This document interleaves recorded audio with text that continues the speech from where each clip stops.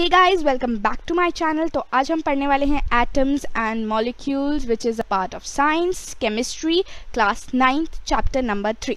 तो इसमें हम काफ़ी सारे साइंटिस्ट के बारे में पढ़ने वाले हैं इंट्रोडक्शन में, और मैटर को इनडिविजिबल कैसे बताया उन्होंने उसके बारे में। तो before beginning with the chapter, do hit the subscribe button and click on the bell icon to never miss an update from this channel.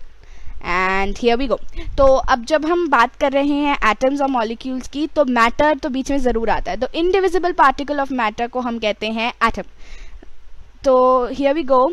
Indian और ग्रीक फिलोसोफर्स हमेशा मैटर के बारे में बहुत सोचा करते थे। एट लास्ट महर्षि कन्नड़ ने पॉस्टुलेट किया था कि अगर हम डिवाइड करते रहें मैटर को, we'll get small and small particles.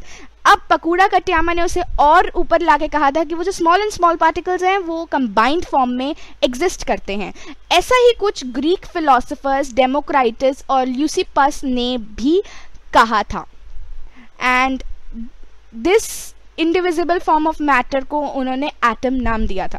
Now we are going to study the laws of chemical combination, and here comes to chemical laws of chemical combination. The first is based on the conservation of mass, or the law of conservation of mass. The second is the law of constant proportions. So the conservation of mass. Mass means weight. Mass का मतलब होता है weight. Indirectly mass का मतलब weight ही होता है। और law of constant proportion means the law of definite quantities, like they've always done a fixed quantity. Let us begin with the first law. The first law states that mass can neither be created nor be destroyed. तो ना तो हम wait को बना सकते हैं और ना ही हम उसको खराब कर सकते हैं, specially in a chemical reaction. अब जो सेकेंड लॉ है, that says in a chemical substance the elements are always present in definite proportions by mass. तो वेट के अकॉर्डिंग जो एलिमेंट्स होते हैं एक केमिकल सब्सटेंस में, they are always in a fixed quantity. अब हम बात करते हैं जॉन डाल्टन की। उन्होंने एक छोटी सी थ्योरी, नेचर की बेसिक थ्योरी जो होती है वो नेचर की प्रोवाइड करी थी मैटर की हमें। तो डाल्टन ने idea of divisibility of matter लेके बताया था, जो तब तक एक फिलॉसफी ही थी। तो उन्होंने ग्रीक से जो नाम मिला था एटम्स, उसे ले लिया और कहा कि वो सबसे छोटे पार्टिकल्स हैं मैटर के। तो जो थ्योरी उन्होंने निकाली थी वो बेस्ड थी लॉज ऑफ केमिकल कॉम्बिनेशन।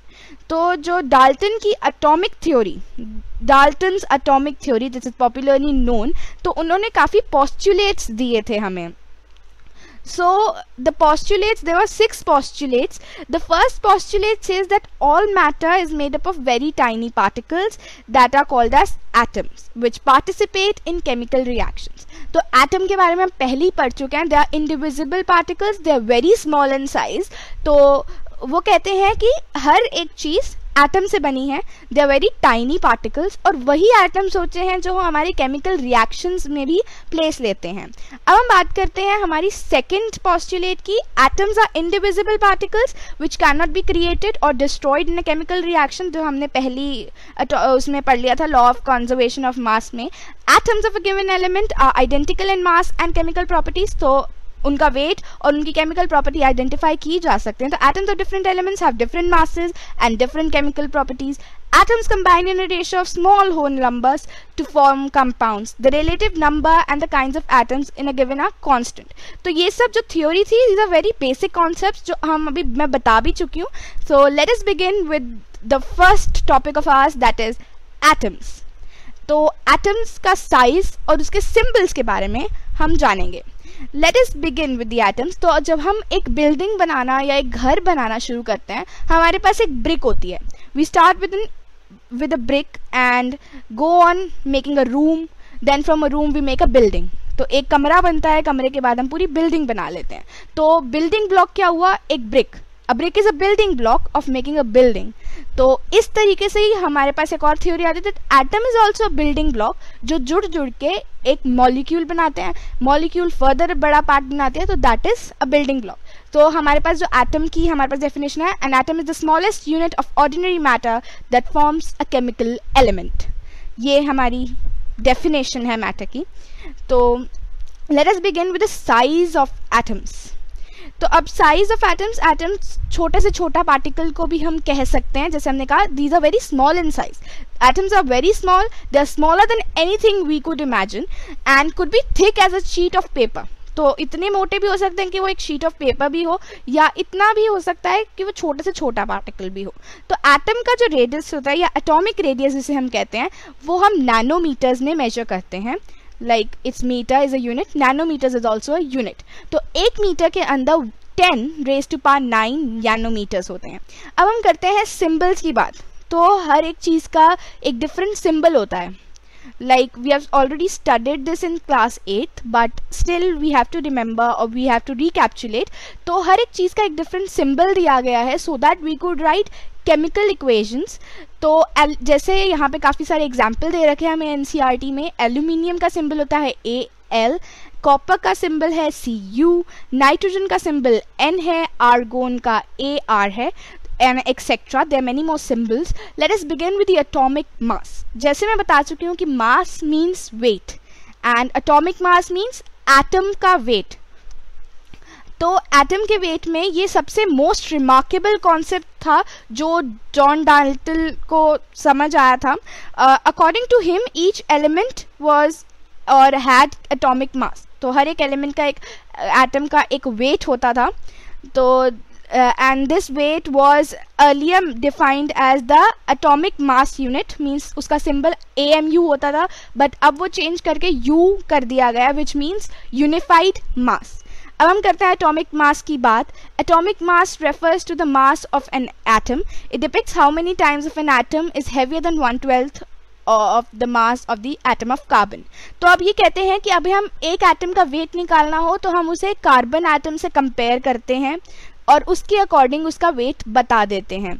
अब आते हैं हम एग्जाम्पल्स के बारे में. यहाँ पे काफ़ी सारे एटॉमिक मास का हमारे पास एग्जाम्पल दे रखा है. The first is hydrogen which has a mass of 1 unit. Unit means U here means 1 U, that means unified mass. This was given by IUPAC.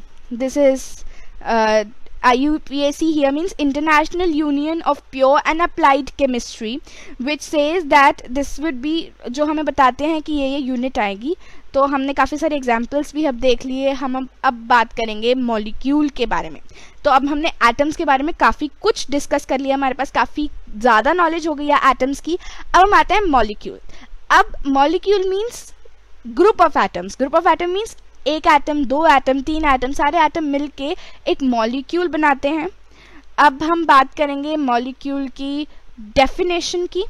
A molecule is in general a group of 2 or more atoms that are chemically bonded together, that is, tightly held together by attractive forces.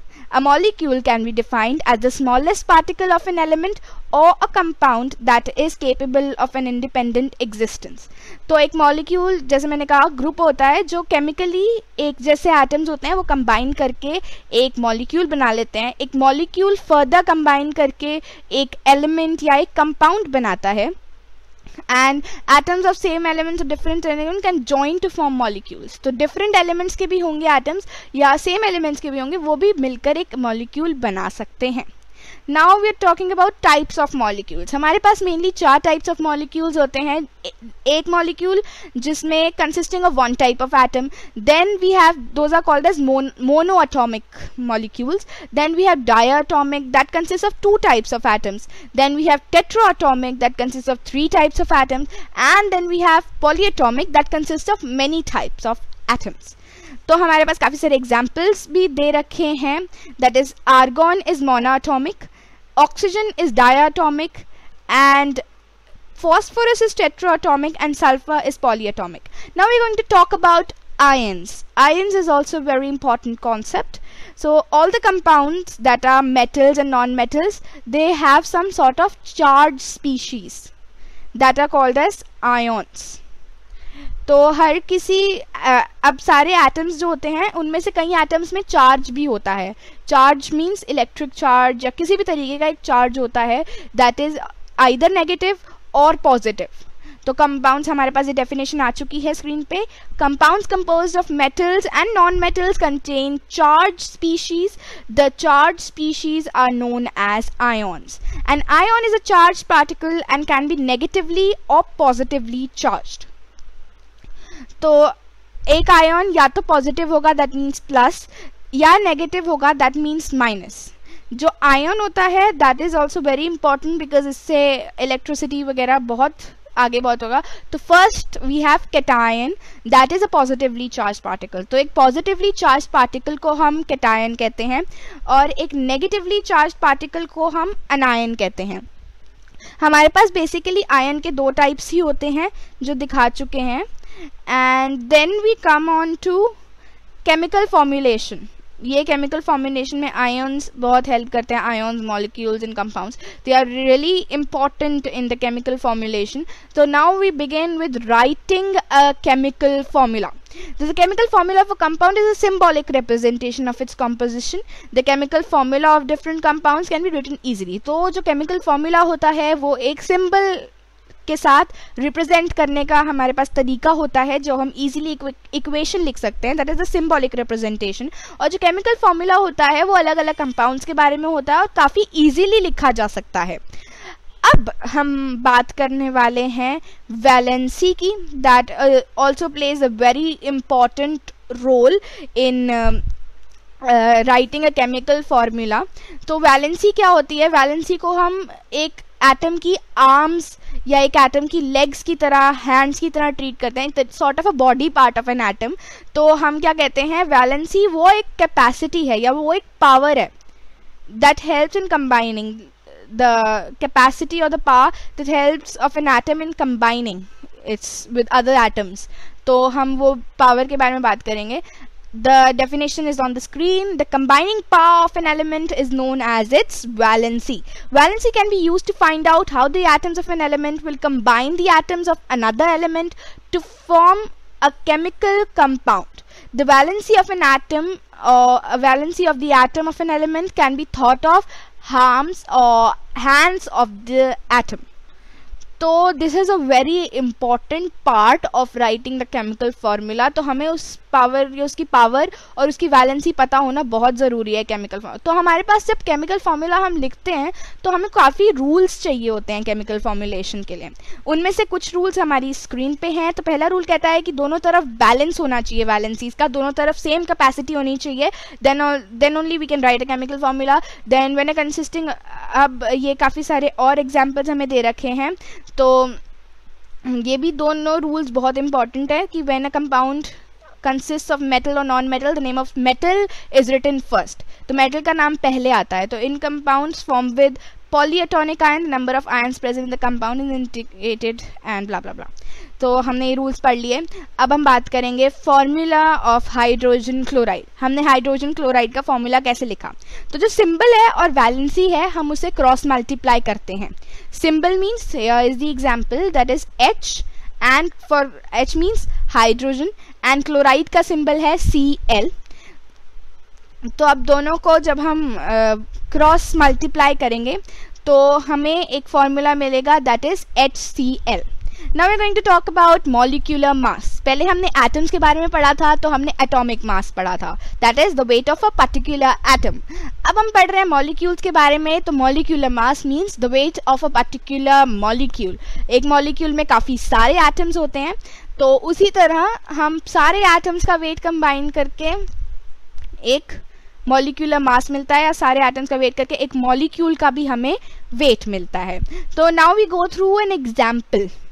Here is the exam. So हमने बात कर लिया, ये definition भी है molecular mass की हमारे पास. The molecular mass of a substance is the sum of atomic masses of all the atoms in a molecule of the substance.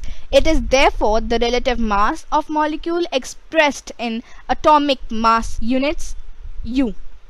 Earlier it was expressed in AMU, that means the atomic mass unit, but now it is expressed as U, that is unified mass. This was given by the agency that is there, I've already discussed. Now we're going to talk about the atomic mass or the molecular mass of H2O, that means water. तो atomic mass of hydrogen हमें दे रखा है 1U, oxygen का हमारे पास है 16U. तो H2O में 2 molecule hydrogen के होते हैं और 2 मॉलिक्यूल ऑक्सीजन के होते हैं, so that forms water. So here we have 2 into 1 plus 1 into 16, like oxygen is 1 and 2 hydrogen atoms, so we get the mass, molecular mass as 18U. Now we are going to study about the mole concept. अब मोल भी एक unit आता है, तो हमें बारी बारी compare ना करना पड़े, तो mole is a very easy SI unit so that we could get to things faster. अब हम इसमें बात करने वाले हैं वाटर की. जब वाटर बनता है we have 2 hydrogen molecules plus 1 oxygen molecule to get H2O. The above reaction indicates that 2 molecules of hydrogen combine with 1 molecule of oxygen to form 2 molecules of water, or 4U of hydrogen molecules combine with 32U of oxygen molecules to form 36U of water molecules. ये ना बहुत difficult लगता है सुनने में भी करने में भी, तो हमने ना एक ईजी कॉन्सेप्ट निकाल लिया है कि क्या हम इतना बड़ा राम गाथा लिखेंगे. We will just combine it to something called as mole. So here in a chemical equation directly indicates the number of atoms of molecules taking part in the reaction. Therefore it is more convenient to refer to quantity of a substance in terms of number of molecules or atoms rather than their masses. So a new unit mole was introduced. तो हम जब मोल की बात करते हैं तो उन्होंने क्या कहा कि हम अब हर एक एटम के वेट को निकाल के या मॉलिक्यूलर मास निकालने में बहुत लंबी चीज़ निकल जाती है, तो बेटर हम ऐसा करते हैं कि एक मॉलिक्यूल के अंदर कितने एटम्स है डायरेक्टली वो बता दें. तो अब उसके लिए हमारे पास एक नंबर आता है, that is Avogadro number. The number of particles present in 1 mole of any substance is fixed. ठीक है, तो उसकी एक वैल्यू हमें दे दी है 6.022 into 10 raised to power 23. This is an experimentally obtained value. तो जो पर्टिकुलर हमें एक फिक्स्ड वैल्यू दे दिया है अवोगाड्रो कांस्टेंट या अवोगाड्रो नंबर कि इस एक एटम या एक मोल के अंदर इतना ही पर्टिकुलरली प्रेजेंट होंगे. And here we end with the chapter. Thanks for watching. And अगर आपको कोई examples चाहिए हो तो you go through the NCERT book on page number 41 and 42.